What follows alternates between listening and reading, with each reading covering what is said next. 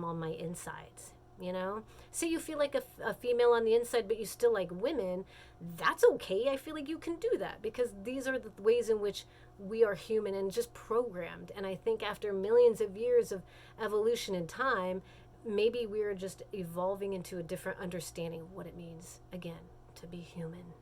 Okay, so gender dysphoria is not the same as gender nonconformity. Like my friend who he wants to do the nails and the hair, for him, he doesn't have a confusion on whether or not he's a boy or a girl or whatever.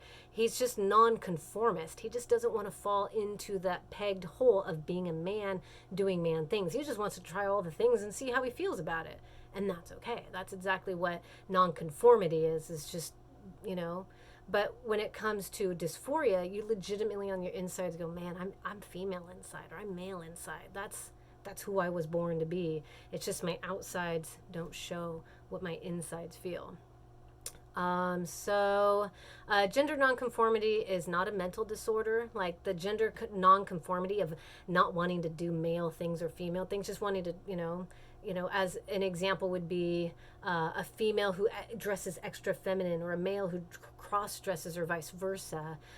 That's not a mental disorder. Gender dysphoria is actually, I don't want to say a mental disorder. I don't think that's the right thing. It's the way your brain has been worked to where you're like, I have female parts, but I'm male inside kind of thing.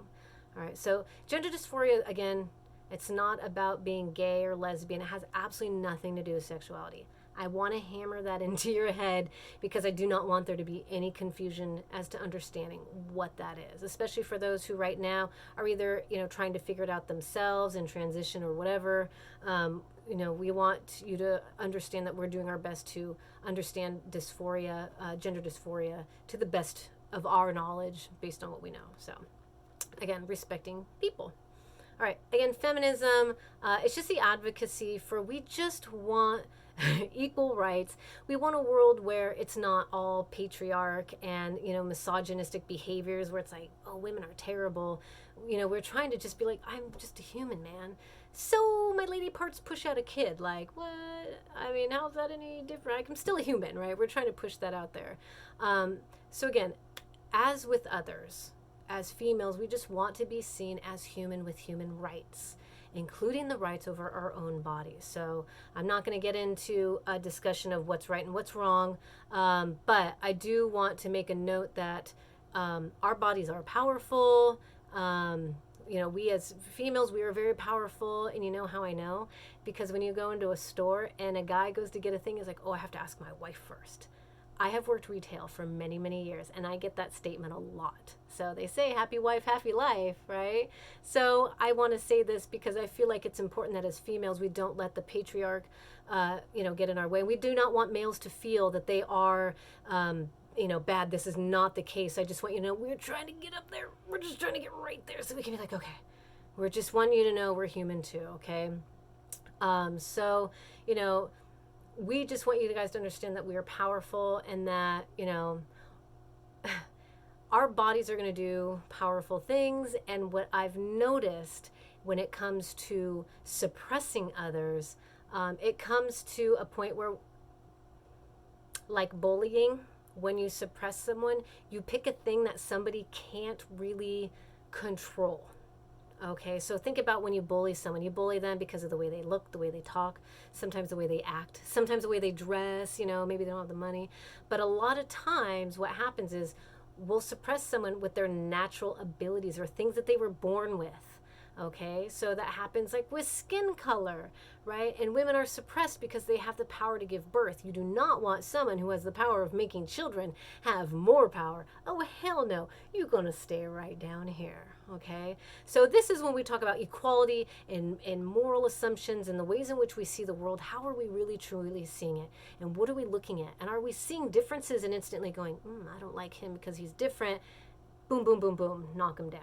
Okay, so what happens is we will find flaws in people. Remember, downward, we're downward social comparing to feel better about ourselves because we want to feel superior, because human beings want to feel superior. They want to feel better because when you feel superior, when you feel dominant, you feel great. You feel like you're on top of the world. It's actually kind of evolutionary how that's the case, right? So when we find a flaw and then we make it the weak point of someone, right? Make it their weakest point. Or we find something we call a flaw. It may not be a flaw. It might just be the thing, like, right? We find this flaw again when we talk about body dysmorphia. No wonder people have body dysmorphia. You have that one thing wrong, people are going to pick on you for it. Right. So anyway, we find a flaw or a thing that's different. We make it a weak point in order to feel dominant. Okay. And so I'm going to leave you on this final note of Google's different definitions of dominance. Okay. So dominance is, power and influence over others. Think of different ways in which people do that. Okay, how do people feel dominant over others? What do they do to become dominant? Whether it's bullying or suppressing people because of their sex, their sexuality, their race, that kind of thing, okay? So then we talk about the phenomenon whereby, this is another definition of dominance, an individual containing two allelic forms of a gene, one is suppressed and the other. So recessive and dominant genes, right? Recessive genes and dominant genes. Dominant genes are actually dark hair and dark eyes. Recessive genes are blue eyes and blonde hair, which is kind of funny that people feel more, oh, she's blonde and blue eyed. I've noticed that in my experience in society, sometimes the blonde hair and the blue eyes get a little bit more attention because it is a little bit different, which is funny because it's not the dominant gene, but it becomes a dominant trait that people enjoy. Okay, and then lastly, the predominance of one or more species in a plant or animal in a community, right? The dominance of a species in a community. Okay, so anyway, just some food for thought, things to think about. Go ahead and do all the readings, watch all the videos. The idea here now is to make you kind of just like break open all the things and go, okay, well, I didn't think of it that way. And again, we're avoiding that fixed mindset of that's not what I believe. We're not talking about what you believe. That is not anywhere what we're talking about. Because in a sense, yes, because we're talking about beliefs and assumptions, but how are these beliefs and assumptions influencing certain things that then start to take down the equality of others? And is the intent behind that just to be dominant? Right? So what is your intent behind the things that you do in life? How are you trying to portray yourself in society? And what are those things that you are doing? And is it okay to just abolish the conformity of life and go, you know what? I'm going to do this because this is what's in my heart. Is that good? Is that bad? Right? So that's the tough part because it all depends on your morality. And there's one thing we could cover, and I don't want to cover it, but we're not going to go there. Actually, I'm going to stop myself right there. There was a thing I was going to talk about that I don't think we're on that level yet. But anyway, the idea is, at what point are we free to be human? That's what I'm talking about. So I'm trying to lean towards freedom. That's the idea here, right? Because isn't that what we talk about? Liberty and freedom for all. What does that mean? And are we really truly free?